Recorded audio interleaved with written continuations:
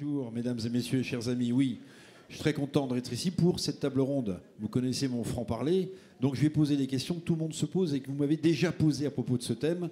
Je vais demander à mes trois intervenants de venir, à Alimata Fofana, l'autrice et la réalisatrice, à la mère courageuse de Romans-sur-Isère de venir également sur scène, et au président Pierre Gattaz.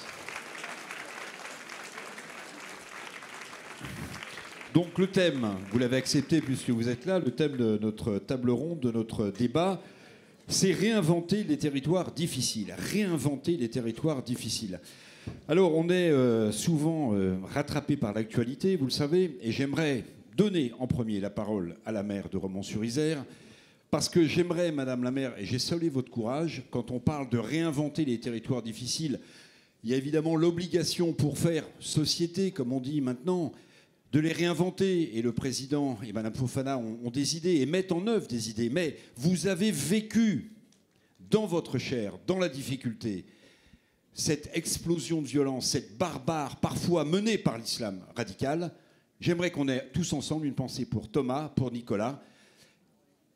Crépol, Nicolas, pour ceux qui ne le savent pas, a été assassiné d'une balle dans la tête en sortant d'une boîte de nuit. Et puis Madame la maire me le rappelait, attentat terroriste en 2020 à Romans-sur-Isère qui avait fait 2 morts. J'aimerais que tous ensemble, on applaudisse la maire et qu'on ait une pensée pour Thomas et Nicolas.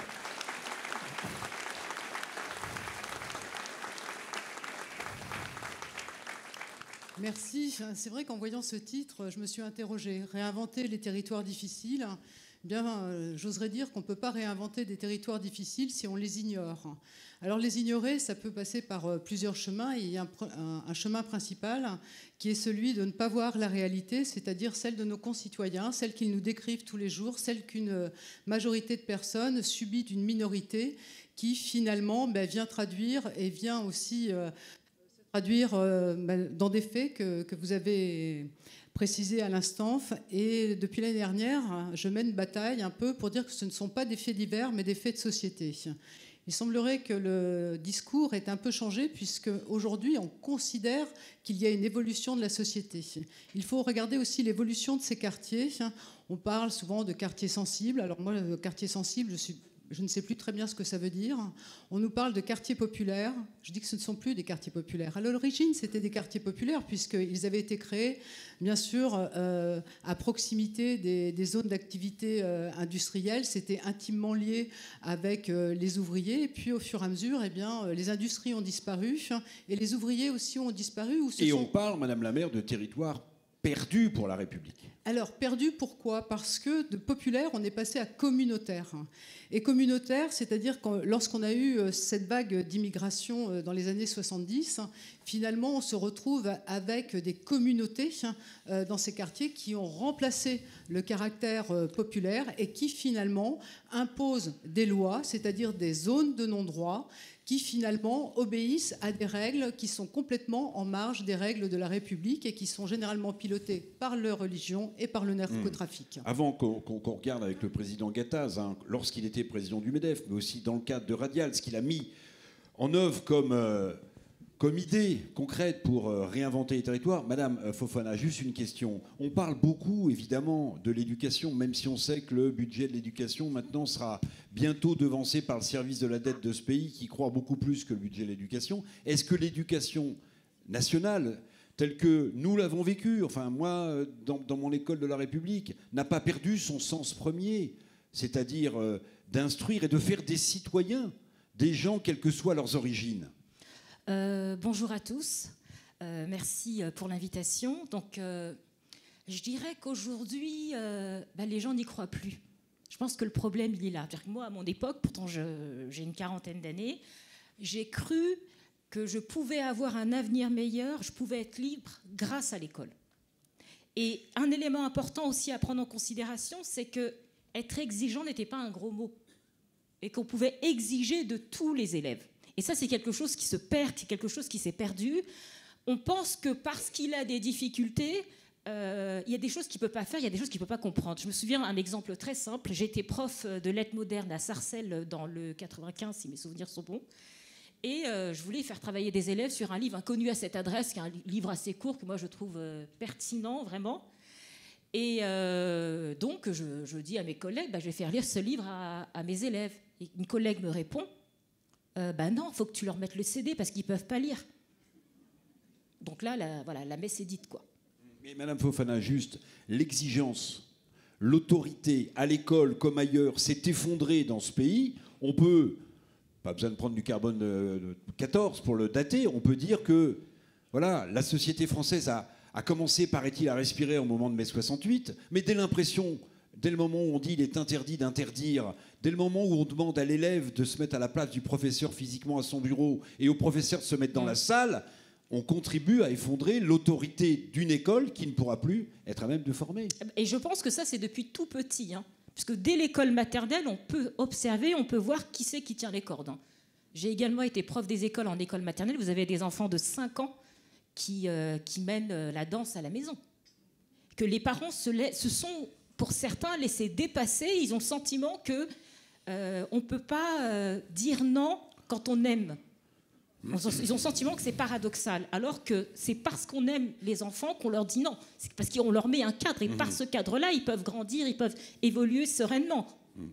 Pierre Gattaz, alors j'aimerais qu'on essaie de structurer un peu, enfin de mon point de vue, votre intervention. Il y a eu plusieurs vies. Bon, il y a Radial, bien sûr, et j'aimerais avoir une pensée pour Yvon. Yvon Gattaz, qui va fêter ses 100 ans l'année prochaine. Oui, il était président du CNPF, l'ancêtre du MEDEF, dont vous avez été le président également. Au MEDEF, vous avez été l'un des premiers présidents du MEDEF à mettre en place des vraies structures concrètes pour repérer les talents dans les banlieues. Et je pense notamment à ce que vous avez fait et qui m'a toujours impressionné parce que je l'ai rencontré avec Moussa Camara. Est-ce que vous pouvez nous raconter ? Oui, rapidement. Alors, en fait, au MEDEF, je me suis beaucoup occupé des quartiers parce que j'ai rencontré Moussa Camara, jeune franco-malien de 27 ans, qui m'a dit « Monsieur Gattaz, vous êtes président du MEDEF, est-ce que vous pourriez aider les jeunes de quartier à créer leur entreprise ?» J'ai dit « Formidable idée, je vous ouvre les réseaux, je vous ouvre les salles de réunion du MEDEF. » Et Moussa m'amenait des jeunes de quartier, de Cergy-Pontoise, de Sarcelles, d'Argenteuil, par groupe de 20 élèves. On les formait pendant quelques semaines. On leur montrait des banquiers, des financiers, des assureurs, etc. On les aidait à créer leur business plan. Et au bout de 3 semaines, 1 mois de formation, ces jeunes de quartier que je voyais défensifs, peu souriants, la casquette un peu de travers, etc., étaient d'autres personnes. C'était des gens qui étaient passionnés par leur projet, qui avaient le sourire. Ils montaient sur une estrade comme ça pour présenter leur pitch d'entreprise. Et je me disais, mais c'est absolument génial parce qu'on les a tirés, on les a sortis on leur a donné un objectif, ils ont trouvé eux-mêmes leur objectif, leur estime d'eux-mêmes, leur fierté, et à travers l'entreprise, le projet entreprise. Et les résultats ont été assez époustouflants parce qu'un tiers d'entre eux ont créé leur entreprise. Et ce sont quelque part des gens, des jeunes, ils veulent tous devenir riches, excusez-moi, mais tout le monde veut devenir riche, surtout quand on est jeune de quartier. Donc on peut risquer de dealer très facilement, de récupérer du pognon très facilement, etc. C'est ce qui arrive malheureusement. Ou alors vous les prenez suffisamment tôt avant qu'ils soient complètement influencés, et vous avez des gens qui sont absolument formidables, qui sont totalement intégrés par le travail et par leur projet. Et ce sont des gens merveilleux. Donc j'ai fait ça pendant 5 ans. Et après, je me suis intéressé au territoire. Parce que dans les territoires perdus de la République, je me suis beaucoup... Alors, on va parler dans un instant de Y croire et agir, qui est votre deuxième initiative. Mais juste une petite parenthèse d'actualité, mon cher Pierre Gattaz. Oui. Les jeunes, c'est aussi l'apprentissage. Alors, quand on voit ce qui est en train de se passer, pardonnez-moi, on a écouté Bruno Le Maire devant la commission d'enquête du Sénat, c'est pas lui, c'est les autres. Le budget est à la dérive, les finances publiques sont hors de contrôle et le gouvernement s'apprête à réduire sans doute les subventions à l'apprentissage. Oui. Comment réinventer les territoires difficiles si on ne permet plus de subventionner ces idées? C'est extrêmement important. Moi, je pense que, si vous voulez, le fait que l'industrie française soit passée de 18% du PIB à 10% du PIB... Niveau de la Grèce. Niveau le plus bas de l'Europe. Et je dirais, là, on a perdu nos usines, on a perdu une entreprise, on a perdu des métiers dans tous ces territoires, y compris dans certains quartiers, malheureusement. Et je crois qu'en effet, moi, je me suis beaucoup battu, comme vous le savez, sur la réindustrialisation du pays, mais aussi sur l'apprentissage. Car lorsque je suis arrivé au MEDEF en 2013, le niveau d'apprentissage des Français était de l'ordre de 200 000. On formait que 200 000 apprentis. C'était une filière, je dirais, d'abandon. Loin derrière l'Allemagne et la Suisse. Image. La Suisse et l'Allemagne et l'Autriche, ils mettent ça comme filière d'excellence. Il faut savoir qu'en Suisse, vous avez 70% des élèves de 17 ans qui sont en apprentissage. 70%. Donc ce sont des filières d'excellence, vous allez innover, vous allez créer, vous allez, etc. Ils sont pris à 15, 16, 17 ans, c'est absolument merveilleux. Donc, on a fait beaucoup de réformes, mais les lois El Khomri ont permis d'avancer, les lois Pénicaud ont permis d'avancer derrière, et aujourd'hui, on est à 800 000 apprentis. Donc je pense que là, il y a déjà une réforme un peu culturelle qui fait que des gamins mauvais à l'école, pas scolarisés, pas bien scolarisés, retrouvent un panache, une fierté, un espoir par des métiers manuels qui sont extrêmement importants pour réindustrialiser ce pays et pour nos plombiers, nos électriciens, etc. Il y a plein de métiers formidables. Et en plus, ils gagnent bien leur argent. Et en plus, ils peuvent créer leur petite entreprise. Donc je dirais, c'est gagnant, gagnant, gagnant. Donc ça, c'est important. Les Suisses l'ont compris depuis des années. Les Allemands l'ont jamais perdu. Donc on a fait ça et je suis très content. Alors les subventions, si vous voulez, le problème qu'on a aujourd'hui en France, c'est le niveau des dépenses publiques, à 57% du PIB. Donc forcément, moi, on m'attaque encore aujourd'hui. C'est pour ça qu'on a organisé les Jeux Olympiques, parce qu'on était médaille d'or avant tout le monde. Mais je veux dire, par là, on m'attaque très souvent sur les cadeaux aux entreprises. M. Gattaz, qu'est-ce que vous faites du CICE, les 100 milliards, les 200 milliards. Oui, c'est vrai. Non, mais attendez, on va pas épiloguer, mais Pierre Gattaz, si les entreprises ont obtenu plein d'argent. Oui, qu'est-ce qu'elles en ont fait de cette politique de l'offre? Alors, ça, c'est formidable. Avec un niveau de 57% de PIB, vous avez la fiscalité sur les entreprises et sur les ménages la plus élevée des pays de l'OCDE. Donc, qu'est-ce qu'ils ont inventé depuis 40 ans pour nous aider? Des crédits impôts. On a imité la marée d'impôts qui a un niveau tellement élevé qu'on a inventé des tas de trucs. Alors, en plus, il y a des fonctionnaires partout qui vous contrôlent, qui vous donnent des trucs, qui vous contrôlent, qui font les contrats, qui vérifient, qui vous sanctionnent. Donc, c'est complètement délirant. Donc, j'arrête pas de leur dire, nous, on a besoin non pas d'aide, mais d'air. Alors, tout ça pour dire que ces subventions, moi, naturellement, je dirais, on veut plus de subventions. Gardez vos aides, gardez vos subventions, mais à la condition que le niveau de la fiscalité baisse à un niveau au moins de la moyenne européenne. C'est tout ce qu'on veut. Nous, on ne veut pas qu'on nous donne de l'argent. À la fin, on ne veut plus d'argent. Mais démerdez-vous pour baisser la fiscalité. Bon, je referme la parenthèse. Madame la maire, oui. Vous êtes confrontée, et bon, j'emploie ce terme parce qu'il vous a été accolé, mais il est mérité, de maire courageuse, vous êtes confrontée également dans ces quartiers dits difficiles au trafic de drogue. Le trafic de drogue devient exponentiel dans le pays. Toutes les communes sont touchées, quasiment. On devient une sorte de narco-État, sans doute.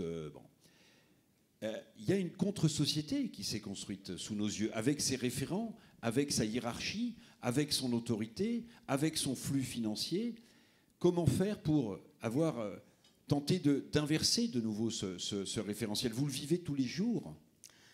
Oui, je veux revenir sur le mot que vous avez précisé, le mot autorité. C'est-à-dire qu'on a une considération de l'autorité qui peut passer par la parentalité. L'autorité, elle passe aussi par l'État. L'autorité, elle passe par l'école. Force est de constater aujourd'hui que ces différentes formes d'autorité ne sont pas les autorités qui sont reconnues dans ces quartiers. Ce qui fait autorité aujourd'hui dans les quartiers, c'est le biais de passer par la religion, c'est-à-dire le caractère religieux, est une des références d'autorité. Et la seconde est celle des caïds qui mènent le narcotrafic sur les quartiers. Alors, j'avoue que ce que je suis en train de vous dire n'est pas très sexy, Monsieur Gattaz. Mais c'est-à-dire qu'aujourd'hui, quand vous voulez aller chercher un jeune pour le mettre en apprentissage, eh bien finalement, l'argent facile avec du deal va très certainement le séduire plus facilement que d'aller prendre 80% du SMIC en étant en apprentissage. Donc ça, c'est une des problématiques que nous avons. Et puis, il y a d'autres problématiques, parce que si on regarde les mouvements d'immigration qui se sont opérés sur plusieurs années, on avait une immigration qui s'était tarie sur certaines provenances, c'est-à-dire lorsqu'on a eu les vagues d'immigration italienne, polonaise, si je prends les Italiens, 1 sur 3 est resté, 2 sur 3 sont repartis. Ensuite, on a eu le Maghreb, et après, on a eu cette immigration continue. Je crois que certains journalistes l'ont appelée l'immigration perpétuelle, et finalement, la communauté, elle ne s'arrête jamais, elle ne se tarit jamais. Donc, pour aller intégrer ou faire respecter ces règles ou cette forme d'autorité qui nous régit tous, enfin, normalement, pour faire société, eh bien, elle n'existe pas dans ces quartiers. Enfin, les référentiels sont différents. Les référentiels, c'est pas qu'ils sont différents, ils sont contre le référentiel sur lequel nous sommes câblés. C'est pas qu'ils sont différents, c'est-à-dire qu'ils sont... et la fracture, elle vient de là. La fracture, elle est ici. Donc aujourd'hui, vous parliez du meurtre de Nicolas. Ça fait moins d'une semaine. Eh bien, quand vous regardez les auteurs, ils viennent de Marseille. Ils viennent de Marseille et ils ont très certainement été commandités par la DZ Mafia, c'est-à-dire un des plus gros groupes de narcotrafic de Marseille qui monte toute la vallée du Rhône. Il faut se dire les choses à un moment donné. Alimata Fofana, j'aimerais aussi... on va aborder, si vous le voulez bien, aussi la protection judiciaire, parce que je sais que vous, de l'enfance, parce que vous en occupez, mais quand même, ce qui me frappe aussi, parfois... c'est le témoignage de gamins, ceux qui font les chauffeurs dans les cités pour essayer de récupérer quelques billets, qui ont parfois 13 ans, 10 ans, 9 ans, et qui, à leur âge, et c'est d'une terrifiante lucidité, savent que leur propre espérance de vie est très limitée, parce qu'ils vont finir par se faire tuer par ce trafic de drogue. On assiste à un massacre, un gâchis de cette jeunesse que Pierre Gattaz repérait dans les banlieues, qui ont du talent, qui ont créé des marques de sport absolument incroyables, des marques. Est-ce que cette jeunesse-là, il faut aussi la prendre du côté du cœur, pardonnez-moi, et s'émouvoir parfois d'avoir un gamin de 9 ans qui vous dit « je gagne de l'argent, 9 ans, et je sais que je ne vivrai sans doute pas jusqu'à 18 ans ». Je dirais que moi, je suis issue de ces quartiers. Donc c'est vrai que quand vous en parlez, voilà, je me revois quand j'étais également jeune. Je ne me drogue pas et je ne vends pas. Donc il y a aussi des jeunes gens qui sont issus de ces quartiers, qui font des études comme moi, des études littéraires, et qui finissent par se frayer un chemin dans la société française. Mais c'est vrai que les jeunes gens dont vous parlez sont encore des enfants. À 9 ans, on est d'accord, c'est encore un enfant. Donc un enfant de 9 ans qui se retrouve dehors à pas d'heure, parce que généralement ils font les choufs, mais c'est toute la nuit. Et je rappelle quand même, c'est ce que vous disiez précédemment, il y a une hiérarchie, il y a aussi les nourrices. Et les nourrices, on peut avoir des mères de famille qui font les nourrices. Je ne sais pas si tout le monde sait ce que c'est que les nourrices, pas les nourrices qui gardent les enfants, mais les nourrices qui gardent les stocks. Voilà, c'est ça. Donc là, moi c'est ça qui m'a frappée aujourd'hui, c'est que vous avez aussi des parents qui sont là-dedans. Vous avez des familles entières qui sont là-dedans. Et ces jeunes de 9 ans, bien sûr qu'il faut les prendre parce que ce sont des enfants, donc bien sûr, on a encore de l'espoir et de l'espérance pour eux. On se dit qu'on peut peut-être encore les éduquer. En tout cas, nous l'espérons toutes et tous. Mais pour ça, pour moi, je pense qu'il faut l'arracher à son milieu. Et je pense que c'est le problème, il est là. C'est qu'on n'accepte pas forcément d'arracher ces jeunes gens à leur milieu. Pierre Gattaz, alors donc on va parler maintenant de ce que vous avez fait dans les territoires, d'y croire et agir, des gens que vous avez formés, pas seulement des jeunes, hein, aussi des adultes, mais j'aimerais avoir votre regard sur l'évolution de la société. Madame Fofana disait, bon moi j'en parle rarement, mais moi je viens de la cité des Fontenelles à Nanterre. Vous voyez, j'ai fait toute ma scolarité au lycée Jules-Curie de Nanterre. J'ai fait un doctorat d'État en finance internationale, j'ai eu des gens qui m'ont fait confiance. À l'époque, mon père qui était ouvrier, l'ascenseur social fonctionnait, Pierre. Oui. Aujourd'hui, on a l'impression que tout ça est en panne. Alors, c'est pas tout à fait vrai. J'ai deux réflexions par rapport à ce que vous disiez, madame. La première réflexion, c'est qu'il y a beaucoup de jeunes, non jeunes, mais des quartiers de l'immigration, d'origine musulmane, etc., qui sont des gens très bien, très intégrés et qui souffrent de cette situation. J'en connais beaucoup, j'ai plein d'amis et je leur dis mais pourquoi vous sortez pas dans les médias, etc. Ils sont très discrets, très secrets. Quand on est intégré, on l'a été depuis le début, depuis sa jeunesse. Et deuxièmement, ils ont un peu peur, un peu intimidés. Donc je dirais qu'il y a une masse sans doute extrêmement importante, et j'en suis convaincu, de peut-être 80-90% de gens qui viennent de l'immigration et qui sont très intégrés et qui souffrent terriblement de cette population, de cette situation. Ça, c'est la première chose.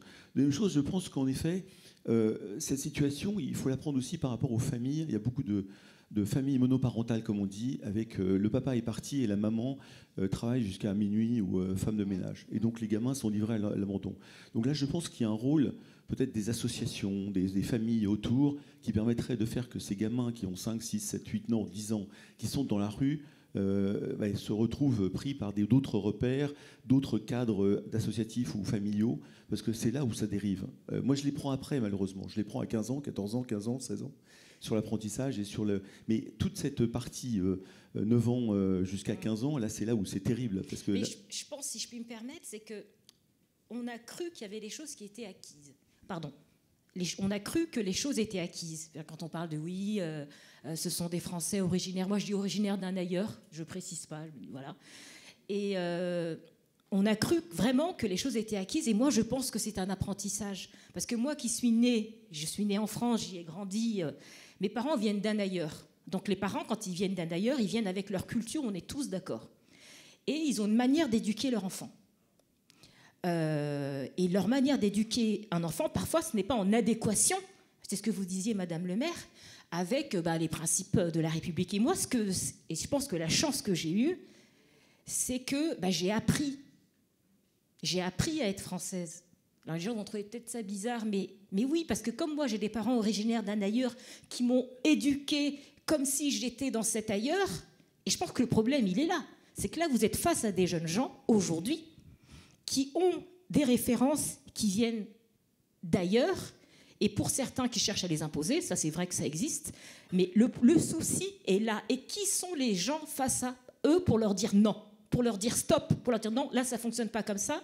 Vous parliez d'autorité, l'autorité c'est ça, dire là tu te trompes, là tu ne vas pas plus loin, et donc ça s'arrête là. Mais le problème c'est qu'on laisse faire, c'est-à-dire 4 ans, 5 ans, moi quand j'étais à la protection judiciaire de la jeunesse, 16 ans, 17 ans, ça faisait un certain nombre de fois pour certains qui ont été arrêtés pour des raisons diverses et variées. Mais quand vous lisez les dossiers, vous vous dites mais pourquoi on n'est pas intervenu avant ? Pourquoi on attend d'arriver à un assassinat en bande organisée pour des gamins de 17 ans pour se dire tiens, il fallait faire quelque chose. Et à 17 ans, sur ce type de crime, je ne sais pas comment on peut remettre la personne sur le droit chemin. Mais peut-être, Madame Fofana, parce que au fur et à mesure que la République s'effritait sur elle-même, le pouvoir de la République s'effritait sur lui-même, on est passé d'une volonté d'intégration d'ailleurs qui n'était pas si éloignée des nôtres.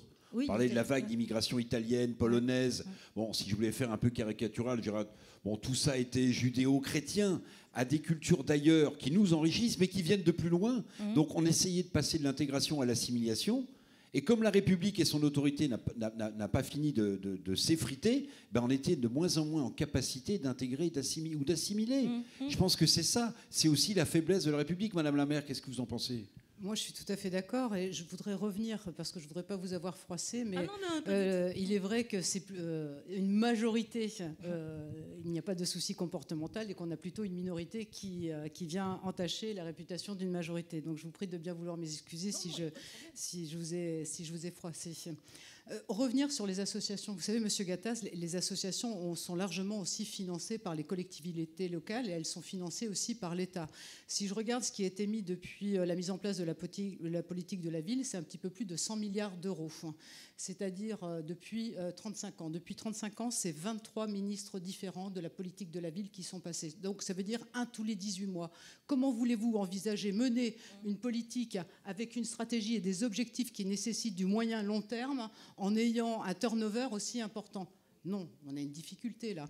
Donc cette notion d'assimilation et cette notion d'intégration, je voudrais revenir aussi sur les jeunes. Il faut savoir que le commerce, le narcotrafic aussi, il touche de plus en plus les plus jeunes, mais que bien souvent, il fait partie du modèle économique de la famille. Il ne faut pas oublier de le dire, ça. Donc on a quand même un souci de parentalité, de responsabilité parentale, de responsabilité pénale des parents. Ça, on n'en parle pas suffisamment. Et c'est vrai que je suis désolée, mais qu'à un moment donné, il faut taper sur le portefeuille. Madame la maire, on vous a beaucoup vu, on vous a beaucoup entendu. C'est un constat, c'est pas un jugement de valeur. Vous avez eu le courage, je le redis, de mettre face à la sphère politique et celle du pouvoir des problèmes que vous viviez au quotidien en tant qu'élu dans cette belle ville de Romans-sur-Isère. Aujourd'hui, ce sont quelques pourcentages qui pourrissent la vie des gens des quartiers. Ce sont quelques pourcentages de mafieux, de narcotrafiquants, parfois qui se servent de mineurs isolés issus de l'immigration pour les faire travailler. Je suis sûr que vous avez interrogé les ministres qui vous ont appelé, ou le premier, ou Jupiter, qui maintenant reçoit tellement de monde à l'Élysée que c'est devenu un hôtel. On ne l'appelle plus Jupiter, on l'appelle Mercure. Madame la maire, qu'est-ce qu'on vous a dit ? Vous avez dit, mais aidez-nous à extraire les gens qui foutent le bordel dans ces cités, qui ont envie de vivre en paix. Qu'est-ce qu'on vous répond ? Bien sûr, donc moi je suis intervenue sur ce point-là et en précisant qu'il fallait extraire les meneurs, c'est-à-dire ceux qui avaient le lead, qui étaient les leaders. Finalement, aucune solution n'est proposée. Ce n'est pas la seule collectivité, la municipalité, qui peut trouver une réponse à elle seule. C'est-à-dire que s'il n'y a pas une volonté gouvernementale sur ce sujet-là et des moyens mis en place, on ne peut pas y arriver. Je dois dire aussi qu'on en arrive à cette situation-là aussi, puisque trop longtemps, on a pratiqué ce que j'ose appeler la culture de l'excuse. C'est-à-dire qu'on a une forme de bienveillance, qui nous a conduit aussi à la situation dans laquelle on est aujourd'hui. Aujourd'hui, la sanction, pendant des années, la notion de sanction, elle n'était pas concevable. C'est-à-dire qu'il fallait toujours trouver cette forme d'excuse. Et en fait, quand on capitalise cette excuse, cette culture de l'excuse, eh bien, finalement, on en arrive à la radicalité de la violence et de la délinquance que l'on a aujourd'hui. Pierre Gattaz, donc je veux que vous reveniez dans le détail, si vous voulez bien, sur l'idée de Y croire et agir, cette belle association qui est dans les territoires, justement. Moi, j'aime l'optimisme que vous portez. Vous avez écrit un bouquin qu'on peut voir là qui s'appelle Enthousiasmez-vous. C'est ça. Bon. Oui. Alors moi, j'aime votre enthousiasme. Bon, comme ancien patron du MEDEF et comme patron de Radial, cette belle ETI, comme on dit. Rappelez-nous l'histoire, la genèse de cette association dans les territoires. Y croire et agir, c'est une association que j'ai créée après le MEDEF, justement, pour aider des territoires dévitalisés de la République à réduire la pauvreté et le chômage. Donc j'ai fait ça, j'ai formé 1500 personnes, notamment dans les Hauts-de-France, qui sont des chômeurs, longue durée. Et ce sont des gens seuls. Ce sont des gens qui sont nuit debout quand il faut être nuit debout, qui sont gilets jaunes quand il faut être gilets jaunes, qui sont RN quand il faut être RN, qui sont trotskistes quand il faut être trotskistes, qui ont une colère Enfin sourde. là, ça fait longtemps. Hein. Alors, pour les trotskistes. Mais tout ça pour vous dire que ce sont des gens qui sont paumés, qui n'ont plus d'espoir, et qui habitent à Maubeuge, qui sont seuls, parfois divorcés, 3 enfants. Et ces gens-là mais je les forme. Je les forme à quoi? Je les forme au savoir-être et à leur projet de vie. Je leur dis, qu'est-ce que vous voulez faire, madame? Qu'est-ce que vous voulez faire, monsieur? Moi, je rêve d'être coiffeuse ou manucure, etc. Et en fait, je leur dis, on va vous aider. Ah, mais non, tout le monde m'a aidé. J'ai pas le diplôme, je sais rien faire. Donc, ce sont des gens qui sont vraiment complètement abattus, qui ont une colère sourde en eux et qui sont... et en fait, on arrive progressivement par des jeux de rôle, par quelles sont vos passions, vos colères, etc., à les remettre en selle en 3 jours, puis 3 semaines de formation autour d'un projet de vie. Alors, un projet de vie, c'est quoi? C'est soit retrouver un job, c'est savoir se présenter devant un patron. Parce qu'ils ont perdu ça. Ils viennent en retard, ils sont sales, mal fagotés, ils regardent leurs pompes, etc. On leur donne les codes pour leur dire, regardez, soyez souriants, regardez dans les yeux. Et puis, ce sont souvent des gens qui ont des passions. Et en effet, c'est passion de la coiffure, passion de autre chose. Et en fait, on leur dit, mais arrivez sur vos passions. Et là, ils deviennent très bons. Et un quart d'entre eux retrouvent un job, un deuxième quart créent leur petite entreprise, auto-entrepreneur ou autre chose, bar tabac. Les meilleurs créent leur petite boîte. Troisième quart retourne en formation, CAP de coiffure, de manucure, etc. Et puis un quatrième quart, on les a perdus. Et je suis toujours, et je vous engage à suivre, on va venir en PACA avec cette association Y croire et agir du côté de Nice. C'est formidable de voir la sociologie, la transformation d'une personne d'une tristesse inouïe, qui est prêt à faire n'importe quelle bêtise d'ailleurs, parce qu'on les sent dépressifs, on les sent... c'est terrible. Et y compris en 3 jours, on les redresse. On leur redonne de l'estime d'eux-mêmes, une dignité, un espoir qui peut faire quelque chose de leur vie. Donc moi, ça me rend très optimiste sur l'humanité, quelque part, parce qu'il y a des drames atroces qui se passent actuellement en France, etc., dans le monde. Mais je me dis, il y a des solutions. Il y a des solutions en travaillant la personne elle-même, ce que je fais avec mon association Y croire, ce que fait pas bien France Travail. France Travail, ils font des choses très très bien, mais ils sont dans le volume. Donc on travaille beaucoup avec France Travail. Vous voulez dire qu'ils sont très nombreux fonctionnaires à France Travail. Je crois qu'ils sont plus de 50 000. Oui, mais ils progressent beaucoup. Ils progressent beaucoup. Et deuxièmement, je crois que quand vous avez un projet de vie, quand vous avez un travail que vous aimez bien, ou un projet de créer votre entreprise, eh bien là, ça vous remotive à fond et vous oubliez toutes les bêtises que vous pouvez faire. Et je reviens sur ces problèmes il y a 2 problèmes que vous avez évoqués, mesdames. C'est le communautarisme d'un côté et c'est le narcotrafic de l'autre, qui sont 2 fléaux terribles sur lesquels il faut apporter de l'autorité, de la fermeté, j'en suis convaincu. On est extrêmement faible et laxiste en France sur ces 2 sujets-là, comme d'ailleurs la plupart du temps en Europe. Je crois que ça va changer, j'espère en tout cas, parce que dans nos entreprises, on cultive la bienveillance, mais l'exigence.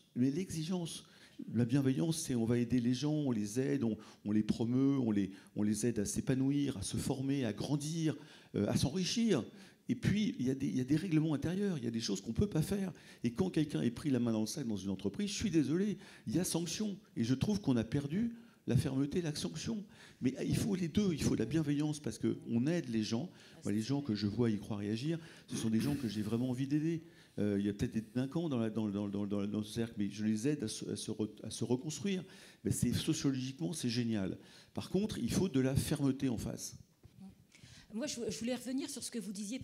Je voulais revenir sur ce que vous disiez précédemment concernant les associations qui peuvent aider les mères seules parce qu'elles ont de très longues journées de travail. Je pense que ça a été un tort de la part des autorités de croire qu'on peut se substituer aux parents. Et je pense que ça, c'est une très très grosse erreur. C'est une grosse erreur qui a été faite et qui est très difficile aujourd'hui à pallier. Parce que d'un côté, vous ne pouvez pas prendre la place. Et moi, j'ai des exemples très, très précis. Moi, je me souviens dans certaines écoles, quand il y avait des enfants qui avaient besoin de lunettes, quelque chose de lambda, on disait « Ah, mais les profs, ils devraient remplir un document pour comme ça, l'enfant puisse aller voir un ophtalmo. » Mais ce n'est pas le rôle du prof, ça.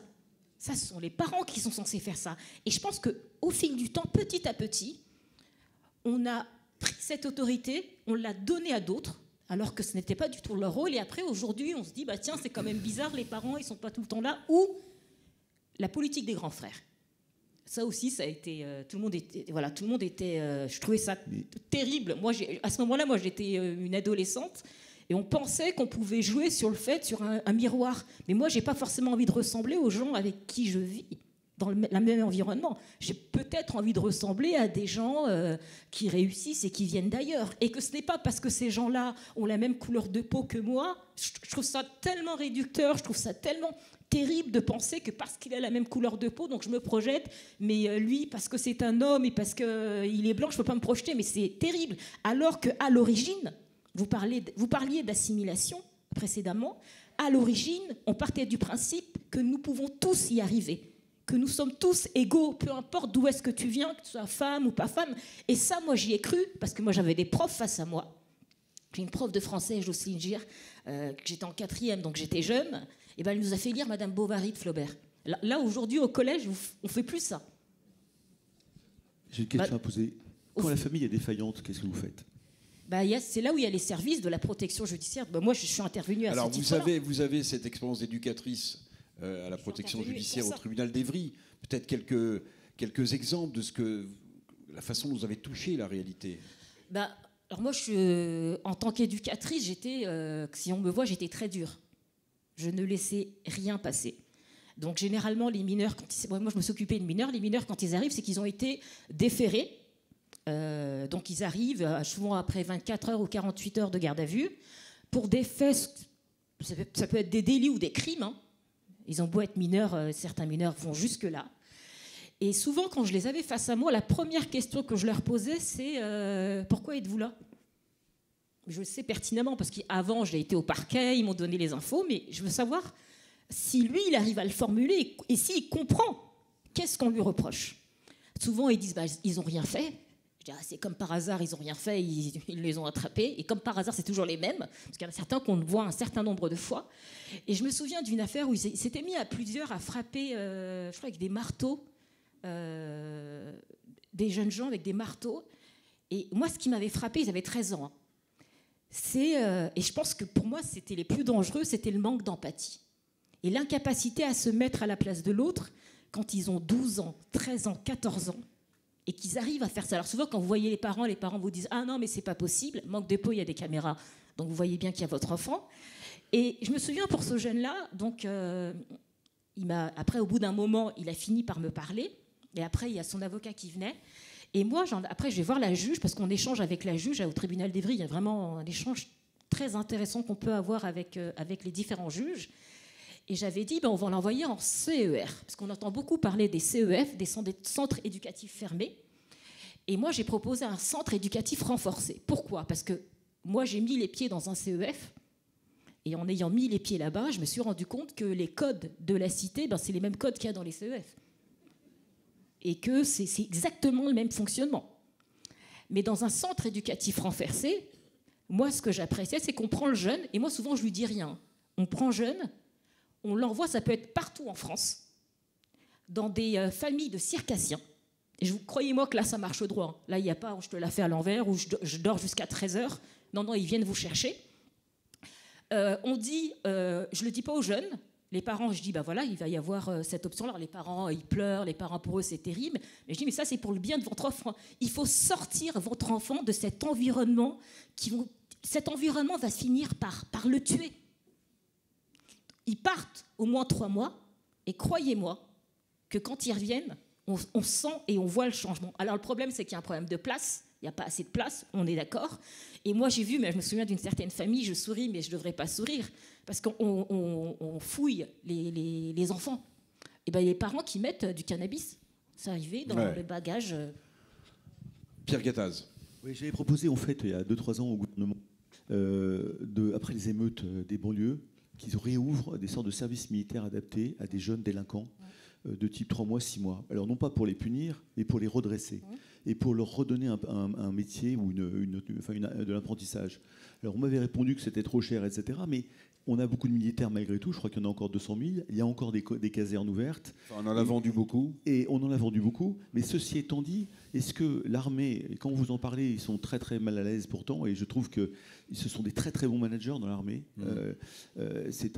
Et je trouve que c'est dommage d'avoir toute cette expertise pour ne pas nous aider à redresser ou quelque part à prendre en compte des adolescents ou des préadolescents qui pourraient retrouver des valeurs, des repères. Parce que ce qui leur manque terriblement, c'est des valeurs et des repères. Depuis qu'ils sont dans ces familles qui sont explosées, qui n'existent plus, les grands fers rôdent, c'est ça qu'il faut leur redonner. Donc un environnement propice à ça.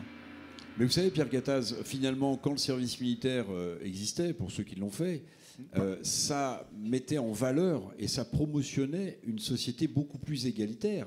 Parce que vous étiez dans une mixité sociale. Pendant les 3 jours, ou quand vous faisiez sous les drapeaux, vous rencontriez des gens que vous ne pourriez jamais rencontrer dans votre vie professionnelle ou amicale, parce que vous n'étiez pas du bon réseau, pas du bon quartier, pas de la bonne bourgeoisie. Et en fait, ça permettait aussi tout ça. Je ne dis pas que les problèmes se sont aggravés, mais une partie de l'effondrement de l'autorité vient aussi, me semble-t-il. Alors après, c'était cher, mais le service militaire avait un coût.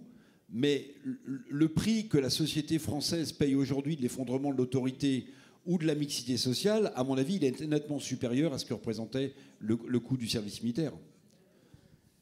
Moi, je trouve que sur la proposition, c'est intéressant, mais sur le côté, le caractère militaire, donc sur la pédagogie, sur la méthode organisationnelle, moi, je pense qu'on peut s'en inspirer peut-être pour avoir des centres qui permettent d'extraire ces jeunes et d'essayer, pour certains, de les reciviliser quand même, parce qu'il y en a qui viennent quand même de très très loin, quoi. Mais aller demander à l'armée de faire cela, l'objectif lorsqu'on s'engage en tant que militaire, est bien la défense du pays et n'est pas nécessairement d'aller sur la rééducation des jeunes des banlieues. Mais vous allez peut-être me dire que le pays est en guerre. Donc là-dessus, je ne sais pas si on peut leur demander de faire ça, mais sur les méthodes, je pense que les méthodes, elles ont tout leur intérêt et peuvent inspirer. D'ailleurs, quand on regarde les CER dont vous parliez tout à l'heure, c'est un peu l'esprit que l'on retrouve aussi dedans. Puis je voulais rassurer M. Gattaz, parce que je ne dis pas uniquement ce qui va mal, c'est-à-dire que dans le cadre des marchés publics, nous avons des clauses d'insertion professionnelle, c'est-à-dire que on demande aux entreprises qui bénéficient, qui remportent ces marchés d'intégrer dans leurs effectifs des jeunes des quartiers. Je voulais dire que, alors, il faut déjà trouver les volontaires, ceux qui ont envie d'y aller. C'est ça, la première difficulté, elle est là. Mais on y arrive. Il y a un pourcentage qui est conclu, qui est contractualisé, et 80% d'entre eux trouvent un métier après ou s'inscrivent dans un mot schéma rapide, Pierre. Oui, rapide. L'intégration par le travail dans les entreprises, c'est la meilleure des intégrations. Moi, j'ai une entreprise de 3500 personnes, dont presque 2000 en France, 1500. J'ai beaucoup de gens de la diversité, des minorités, mais ils sont intégrés tout de suite dans le projet. Pourquoi? Parce qu'il y a un projet d'entreprise, il y a une communauté, il y a des règlements intérieurs. Et je dirais que je n'ai jamais eu de problème, je touche du bois, avec qui que ce soit. Ce sont des gens qui ont la pêche, qui apportent des idées neuves, de la créativité. Donc je trouve que ça, c'est déjà le premier point. Bon, j'ai d'autres points, j'ai oublié mon deuxième point, mais c'est pas grave. Donc l'intégration par le travail et par tout ce qui est insertion me paraît extrêmement intéressant. Et c'est là où ça pose un problème en France, c'est qu'on a beaucoup d'industrialisés en France. Et donc dans les territoires, voilà, vous avez moins d'usines, etc. Voilà. Ça devrait débuter par l'école. Le propre de la littérature, c'est ça. Elle aide à ça, la littérature. Voilà, belle phrase de Confucius. L'expérience est une lanterne qui, accrochée dans le dos, ne sert à éclairer que le chemin parcouru. J'aimerais qu'on applaudisse la sincérité de Madame Fofana, le courage de Madame Toraval et l'enthousiasme du président Gattaz. Merci beaucoup.